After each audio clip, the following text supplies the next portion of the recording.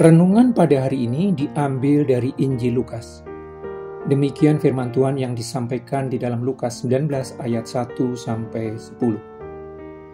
Yesus masuk ke kota Yeriko dan berjalan terus melintasi kota itu. Di situ ada seorang bernama Sakius, kepala pemungut cukai, dan ia seorang yang kaya. Ia berusaha untuk melihat orang apakah Yesus itu, tetapi ia tidak berhasil karena orang banyak, sebab badannya pendek. Maka berlarilah ia mendahului orang banyak, lalu memanjat pohon ara untuk melihat Yesus yang akan lewat di situ. Ketika Yesus sampai ke tempat itu, ia melihat ke atas dan berkata, "Sakius, segeralah turun, sebab hari ini aku harus menumpang di rumahmu." Lalu Sakius segera turun dan menerima Yesus dengan sukacita. Tetapi semua orang yang melihat hal itu bersungut-sungut, katanya, ia menumpang di rumah orang berdosa. Tetapi Sakius berdiri dan berkata kepada Tuhan, "Tuhan, setengah dari milikku akan kuberikan kepada orang miskin, dan sekiranya ada sesuatu yang kuperas dari seseorang, akan kukembalikan 4 kali lipat."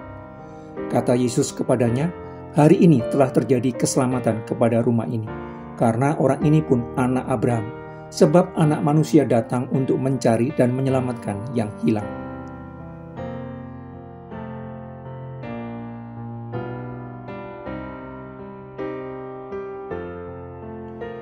Pemungut cukai adalah orang-orang yang mendapatkan kontrak dari pemerintah penjajah Romawi untuk memungut bea dan cukai dari daerah yang dikuasai Romawi. Pemerintah Romawi memberikan kontrak kepada para orang kaya, yang kemudian mengupah orang-orang dari wilayah tertentu untuk mengumpulkan uang pajaknya. Para pemungut cukai seringkali memungut pajak melampaui jumlah yang seharusnya. Akibatnya, banyak orang Israel yang merasa dirugikan akibat keserakan para pemungut cukai. Keserakan adalah hasrat kuat untuk memperoleh sesuatu lebih banyak dari yang diperlukannya. Keserakan bukan sembarang hasrat, namun secara lebih spesifik, hasrat yang terarah pada diri sendiri serta yang berlebihan. Hasrat yang selalu ingin lebih, dan lebih ini tidak terukur dan tak terkendali hingga melampaui apa yang sebenarnya dibutuhkan. Akibatnya, orang bisa melakukan apapun, termasuk melakukan kejahatan dan merugikan orang lain untuk mendapatkan lebih banyak. Karena suka memeras rakyat untuk menguntungkan diri sendiri dengan menggunakan kekuasaan yang diberikan Romawi, para pemungut cukai seringkali dianggap oleh masyarakat sebagai orang berdosa. Salah satu dari pemungut cukai itu adalah Sakius. Bahkan Sakius adalah kepala pemungut cukai yang kaya. Ketika mendengar bahwa Yesus yang semakin populer datang ke kota Yeriko tempatnya tinggal, Sakius ingin tahu seperti apakah Yesus Kristus itu. Keingintahuannya begitu kuat sehingga ketika tidak berhasil melihat Yesus dengan lebih jelas akibat banyaknya orang yang juga ingin melihat Yesus, Sakius berlari mendahului dan memanjat pohon seperti anak kecil. Sakius mengabaikan posisinya sebagai kepala pemungut cukai yang kaya. Pemazmur mengatakan, "Bergembira dan bersukacita karena Engkau, semua orang yang mencari Engkau." Pencarian dilakukan oleh orang yang ingin menemukan sesuatu yang memang sudah ada sebagaimana adanya. Pencarian Allah seharusnya dilakukan untuk memahami Allah. Pencarian Allah, Sang Pencipta langit dan bumi, sepatutnya dilakukan untuk memahami apa yang Allah rencanakan terhadap alam semesta yang diciptakannya. Pencarian Allah Sang Pencipta manusia selayaknya dilakukan untuk memahami apa yang diinginkannya terhadap manusia yang diciptakannya. Ketika orang mencari Tuhan dengan sungguh, Tuhan akan menemuinya. Ketika Yesus sampai ke tempat di mana Sakius berada di pohon itu, ia melihat ke atas dan meminta Sakius turun dari pohon karena Yesus akan datang ke rumahnya.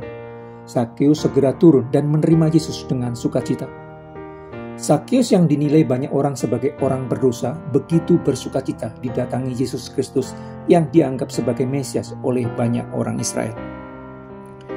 Di dalam kesukacitaannya, Sakius yang kaya mengatakan, setengah dari miliknya akan diberikan kepada orang miskin, dan sekiranya ada orang yang diperasnya akan dikembalikan 4 kali lipat. Keputusan Sakius yang bersedia membagikan setengah dari kekayaannya kepada orang miskin merupakan tindakan untuk melawan keserakan yang menguasai hatinya selama ini.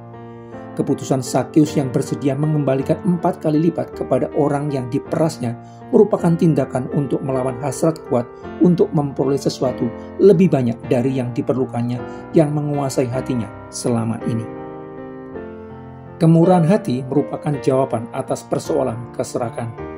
Karena itu, setelah Sakeus menyatakan akan membagikan setengah dari harta bendanya untuk orang miskin dan mengembalikan 4 kali lipat kepada orang yang diperasnya, yang berarti kemauan untuk melepaskan apa yang dianggapnya sangat berharga selama ini, Yesus Kristus mengatakan bahwa saat itu telah terjadi keselamatan kepada rumah Sakeus.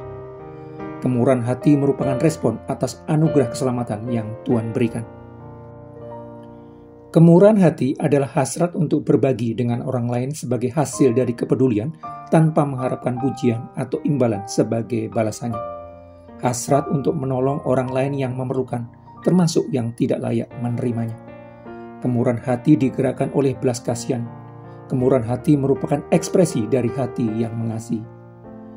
Ketika orang mulai berbagi dengan orang lain, kebahagiaan akan menguasainya.